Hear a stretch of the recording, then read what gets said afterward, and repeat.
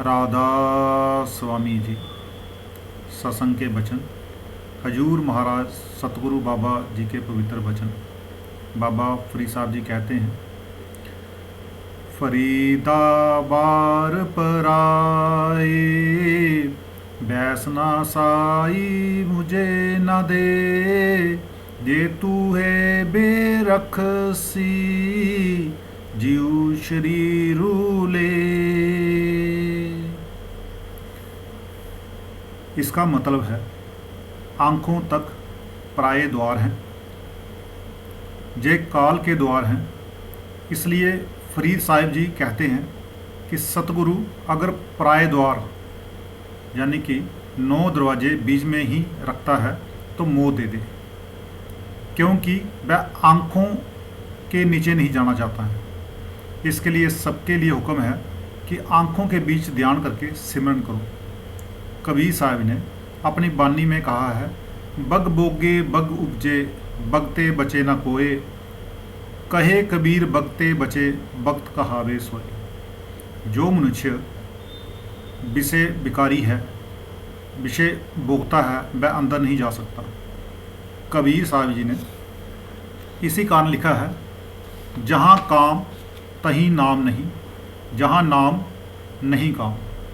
दोनों एक ही जगह नहीं रह सकते, दोनों कहूँ नहीं मिले, रब रजनी एक ठाम। जिस दिल में नाम है वहाँ काम नहीं आ सकता, और जहाँ काम है वहाँ नाम नहीं रह सकता। भाव ये है कि जहाँ रात है वहाँ दिन नहीं, जहाँ दिन है वहाँ रात नहीं। महाराज जी अपनी बानी में लिखते हैं, ओह रस आवा ई रस मूल न बावा। इसका मतलब ये है कि जब साधु 9 दरवाजे खाली करेगा, 2 आंखों के बीच ध्यान रखकर शब्द प्रकट करेगा, उस शब्द द्वारा आनंद आए। उस आवाज़ को पाने के बाद मन वश में आएगा, 5 डाकू वश में आ जाएंगे। उस आनंद को पाकर सतगुरु जी कहते हैं, पंचे बदे महाबली कर सच्चा डोया, अपने चरण जपाइन बिच दियो खड़ोआ। रोग सोग सब मिट गए नित नवा नरोआ, दिन रैनी नाम ध्याई दा फिर पाए न मोआ। जिसते उपजे नान का तिस ही फिर हुआ। जब काम क्रोध वगैरह 5 डाकू वश में आ के उनका नाम का रस आ जाएगा। वह गुरु पूरा है जो शब्द को खोले। उस गुरु से रास्ता लेना ठीक है। अगर इस तरह का गुरु ना मिला तो आपका जीवन व्यर्थ चला जाएगा। जो पहले ऊपर बताया गया है कि ये अवस्था उस गुरु की होगी जो दिन रात शब्द की कमाई करता है। शब्द कमावे सो गुर पूरा, उन चरणन की हो जा दूरा। 5वीं पातशाही गुरु अर्जुन देव जी कहते हैं, जिना सासी गिरासी ना बिसरे हरि नामा, मन मंतु दनु सी सेई नान का पूर्ण सोई संत। ये ही पूरे संतों की पहचान है जो दिन रात अनहद शब्द की कमाई करते हैं। 9 इंद्रियों में शब्द ने नहीं आना है। गुरु जी ने ग्रंथ साहिब में कहा है, 9 दर ठाके दापतू रहाए, 10वें निच गरीबासा पाए, ओथे अनहद शब्द बजी दिन राती, गुरुमति शब्दु सुनावनया। इसका मतलब ये है कि उस गुरु की सलाह लो जो दिन रात शब्द की कमाई करता है। जो गुरु बाहर घूमता है, अंदर नहीं गया और उसके पास कुछ नहीं है, ये सारा कुछ धोखा है। अंधेर गर्दी फैल गई है। भजन सिमरन कोई करता नहीं है और सत्संग पर जोर देते हैं। पढ़ी पंडितु अबरा समझाए, घर जलते की खबरी ना पाए। जो साधु नाम के बिना संगत को सत्संग सुनाता है और नाम देता है, उसको चाहिए कि 14 घंटे भजन को समय दे, 6 घंटे रोटी कमाने के लिए काम करे और 4 घंटे की नींद ले, तब जाकर संगत को सत्संग सुनाने के लायक है। जो साधु नाम देता है उसके लिए महाराज जी कहते हैं, अन दिन भक्ति रतिया तन मन निर्मल होए। उस साधु के पास तो नाम के बिना 1 मिनट की भी छुट्टी नहीं है। जो साधु रात दिन कमाई अभ्यास करता है वह पूरा साधु है। स्वामी जी का वचन है, शब्द कमावे सो गुर पूरा, उन चरणन की हो जा दूरा।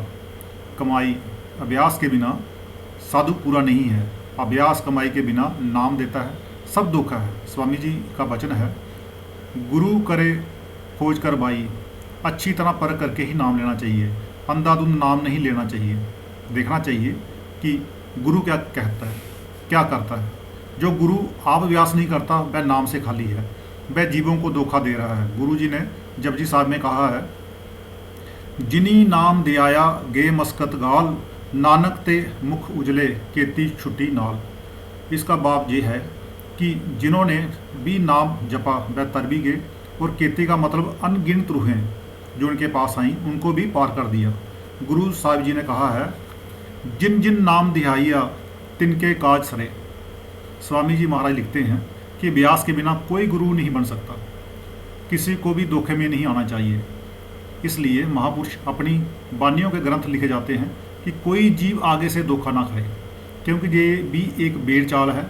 देखा देखी नाम ले लेते हैं पर फर्क कोई नहीं करता है कि गुरु पूरा है या नहीं। पर करके ही नाम लेना चाहिए, क्योंकि हीरे जैसा मनुष्य जन्म ऐसे ही ना चला जाए। स्वामी जी अपनी वाणी में कहते हैं, जूठे गुर से मुक्त ना होया, केते गुर चेले फुन होए। जूठा गुरु वह है जो अभ्यास नहीं करता और लफ्जी नाम देता है, वह कभी भी पार नहीं कर सकता है। गुरु साहब जी ग्रंथ में लिखते हैं, अखी बाजू बेखना बिन कन्ना सुनना, पैरा बाजू चलना बिन हत्था करना, जीबे बाजू बोलना यह जीवित मरना, नानक हुक्मु पशानी के तो खसमे मिलना। सोच विचार करो गुरु साहब जी क्या कह रहे हैं। गुरु जी साहब जी का कहना है कि वहाँ पर ना इन हाथों की, ना इन पैरों की, ना इन कानों की और ना ही इन आँखों की ज़रूरत है। फिर जी हमें सोचना चाहिए कि वह कौन सा काम है जहाँ पर इन इंद्रियों की ज़रूरत नहीं। तब गुरु जी अपनी वाणी में लिखते हैं, नौ दर ठाके दाबतू रहाए, दसवें निज गरी बासा पाए, ओते अनहद शब्द बजी दिनु राती, गुरुमति शब्दु सुनाविना।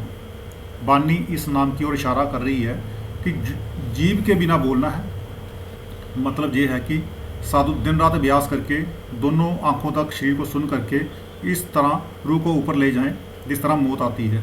जब रूह आँखों के ऊपर चली जाए तो 10वें द्वार पर जाकर शब्द का मिलना होता है और रात दिन कमाई करके उस शब्द को प्रकट करना है, जिस तरह पीछे बताया गया है। जीबे बाजू बोलना यूँ जीवित मरना, नानकू हुक्म पशानी के तो खसमे मिलना।